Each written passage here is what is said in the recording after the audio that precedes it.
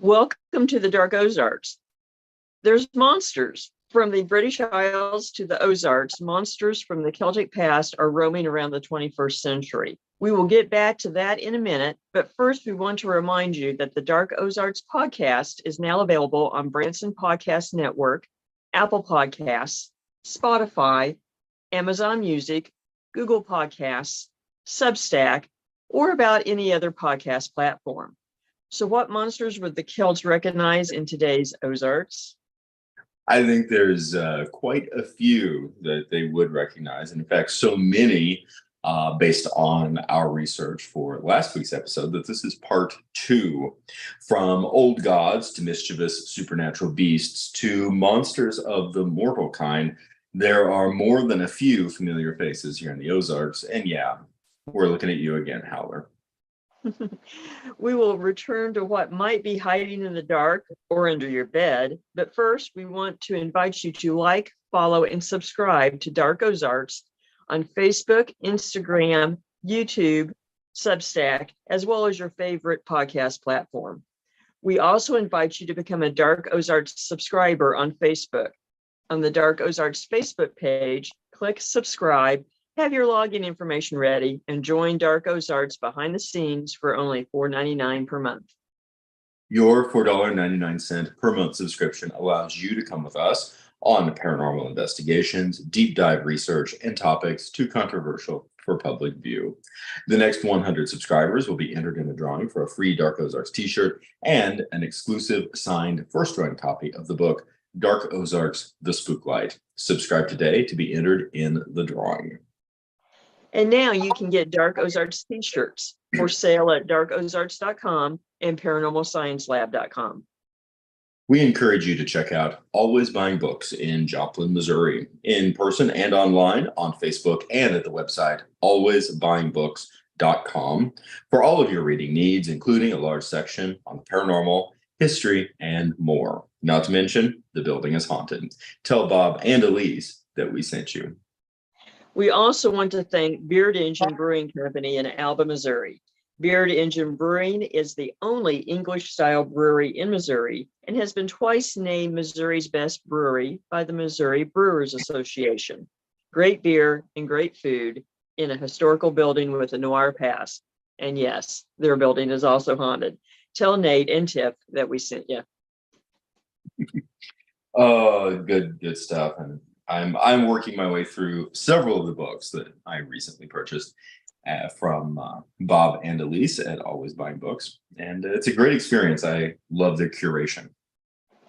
I do too, and I need to get back to Beard Engine because not only do they have great ale but great food. So, oh, I agree. Cannot wait to do that and possibly pick up and do some more behind the scenes investigation. And of course, that will make its way onto our subscribers only section on Facebook. Yes. So we're jumping back into monsters. You wouldn't think there'd be that many monsters associated with the Ozarks, but it's enough that we have to do 2 episodes. And possibly more over the course of the year and of the course of several seasons, because there is just an enormous amount of material. And something that, as we were chatting right before we began the show, that I think is really interesting is looking at that line between the British Isles to Appalachia to the Ozarks. Yes, I mean, there's a continuity that makes sense not only for immigration, but for lore and beasties that show up.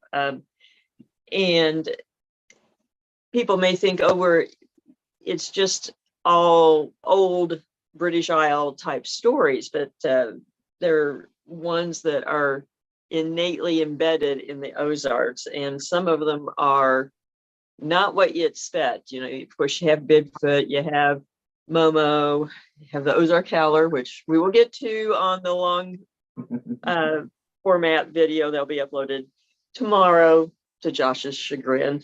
But I need a Howler t-shirt at this point. Yeah, maybe Dark Ozarks just needs to do one. But A couple that kind of are interesting to me because it's not what you expect is one, there's a longstanding line of accounts of sightings of hyenas in Arkansas of all things. I found that particularly interesting, and you can really go several different directions. We have a post at arkansashunting.net, a hunter claiming to have seen a hyena crossing the road in front of him. And then similar stories are also posted online. Woman says she was scouting deer with her ex-husband, quote unquote, years ago on Lost Mountain in northern Arkansas when they saw a strange animal with a band of coyotes. And then later was watching TV, saw footage of a hyena and recognized it. Of course, this is from collectively from arkansas.com. And these are modern or relatively contemporary reports in the last 20 years or so. It's really interesting in the aspect of animals out of place. Not that hyenas are mythical by any stretch of the imagination, but seeing them running around in the Ozarks is not something that one would expect. No, I mean, I guess the sort of the obvious answer should be, you would think that perhaps at least a pair had escaped from some sort of safari park or something and account for all of this. But as far as I could tell, I couldn't find any findings that or any sightings of that occurring. So I don't know. It's there's three directions, obviously, that the mind can immediately jump to, probably more. One is the one that you just mentioned: animals out of place, escape from a zoo. We see this with usually as a reason to explain away Black Panther sightings in the Ozarks. That it's a jaguar that escaped from the regional zoo or the traveling circus. That's always another one. That's true. Now, hyenas are not necessarily that common with circuses, but watch them jump through the flaming hoops. Comparatively unlikely, but we do have the zoo, or in what I think is in just piecing the facets together is ultimately the most mundane. The animal was brought into the region by someone under perfectly normal means, and then got loose or got out. Maybe an exotic animal breeder or farm, and they hopped the fence and ran off. That sort of thing, and those are very reasonable. The next one that messes with people is the idea that perhaps there is an indigenous population that somehow nobody knew about. Of course, since they are native to Africa, probably not. Probably not. Something that was that was noted in the Arkansas.com was that a type of hyena